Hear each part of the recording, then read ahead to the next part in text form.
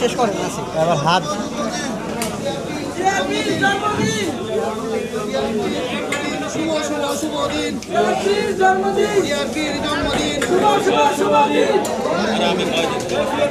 এক এক সময় এক এক বক্তব্য দিয়ে যাচ্ছেন।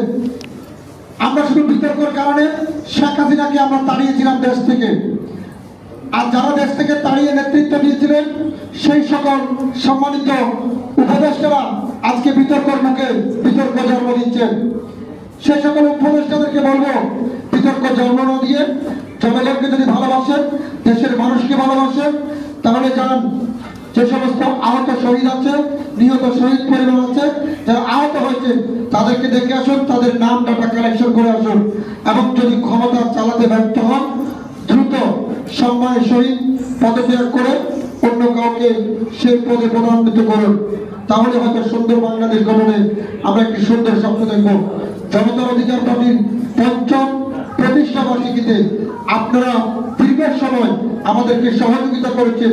এই যারা গণমাধ্যম সামনে আছেন তারা যদি না থাকতেন, তাদের উচিলায় আমি আজকে এখানে কথা বলছিলাম।